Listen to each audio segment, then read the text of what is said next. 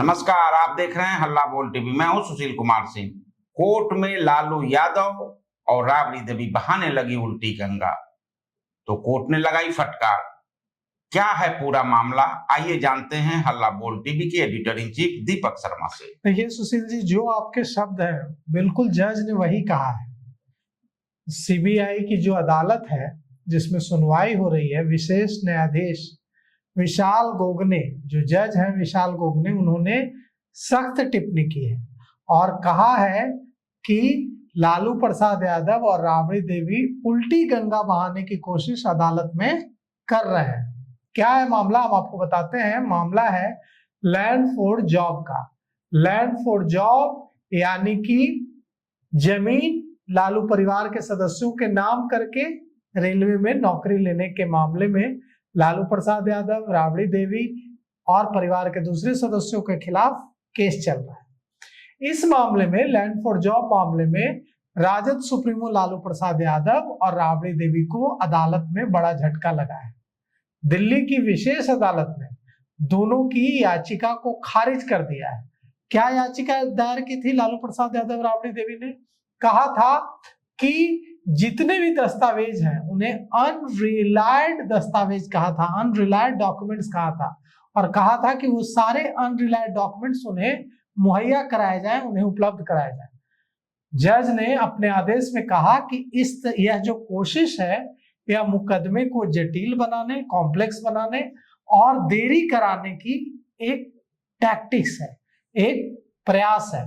तो ऐसी टैक्टिक्स की जाती है ताकि मामला लंबा खिंच जाए, केस लंबा खिंच जाए। तो विशेष न्यायाधीश विशाल गोगने ने सख्त टिप्पणी करते हुए कहा कि 1600 से ज्यादा डॉक्यूमेंट्स एक साथ मांगने की जो ये कोशिश है लालू प्रसाद यादव, राबड़ी देवी की, ये न्यायिक प्रक्रिया को, जुडिशियल प्रोसेस को बाधित करने की कोशिश है। और जज विशाल गोगने ने इसे उल्टी गंगा बहाने की कोशिश बताया। कहा कि यह उल्टी गंगा बहाने जैसी कोशिश लालू प्रसाद यादव और राबड़ी देवी कर रहे हैं। जज ने कहा कि ऐसी जो याचिकाएं दायर की जाती हैं, इनका मकसद मुकदमे केस की शुरुआत में ही केस को भूल भुलैया में धकेल देना है। ये अगर 1600 डॉक्यूमेंट्स उपलब्ध कराते कराते महीनों वर्षों लग जाएंगे और मामले की सुनवाई लटक जाएगी। तो कुल मिलाकर के जज ने कहा है कि मुकदमे को शुरुआत में ही पेचीदगियों की भूल भुलैया में धकेलने की कोशिश लालू प्रसाद यादव और राबड़ी देवी कर रहे हैं। जज ने यह भी कहा कि इस तरह की जो मांग की जाती है, इस तरह की जो याचिका दायर की जाती है, उसका मकसद होता है मुकदमे की कार्यवाही को लंबा खींच देना और इसे स्वीकार नहीं किया जा सकता है। कोर्ट ने, जज ने इस मामले में अन्य जो आरोपी हैं आर.के. महाजन और महीम कपूर, आर.के. महाजन और महीम कपूर की इस तरह की याचिकाओं को भी खारिज कर दिया।